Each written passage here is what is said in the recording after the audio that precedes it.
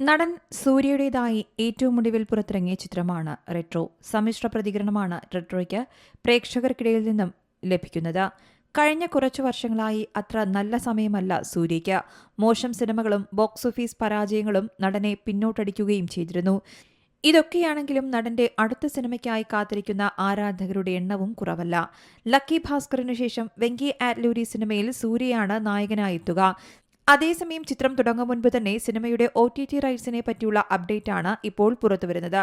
ചിത്രത്തിന്റെ സ്ട്രീമിംഗ് അവകാശം നെറ്റ്ഫ്ലിക്സ് ആണ് സ്വന്തമാക്കിയിരിക്കുന്നതെന്നാണ് റിപ്പോർട്ടുകൾ. 85 കോടിക്കാണ് ഷൂട്ട് തുടങ്ങുന്നതിന് മുൻപ് തന്നെ നെറ്റ്ഫ്ലിക്സ് ചിത്രം വാങ്ങിയിരിക്കുന്നത്. ഈ ചിത്രത്തിനായി സൂര്യയുടെ പ്രതിഫലം 50 കോടിയായിരിക്കുമെന്നാണ് റിപ്പോർട്ടുകൾ വ്യക്തമാക്കുന്നത്. എന്നാൽ ഇതു സംബന്ധിച്ച ഔദ്യോഗിക സ്ഥിരീകരണം വന്നിട്ടില്ല. ചിത്രത്തിൽ കീർത്തി സുരേഷ് നായികയാകുമെന്ന റിപ്പോർട്ടുകളുമുണ്ട്. സൂര്യയ്ക്കൊപ്പമുള്ള കീർത്തിയുടെ രണ്ടാമത്തെ ചിത്രമായിരിക്കും ഇത്. നേരത്തെ താനാ സേർന്ന കൂട്ടം എന്ന സിനിമയിലായിരുന്നു കീർത്തി സൂര്യയ്ക്കൊപ്പം അഭിനയിച്ചത്. വെങ്കി ആറ്റ്ലൂരി ചിത്രത്തിൽ ഭാഗ്യശ്രീ ബോൾസിയയും ഭാഗമാകുന്നുവെന്ന റിപ്പോർട്ടുകളും വന്നിട്ടുണ്ട്.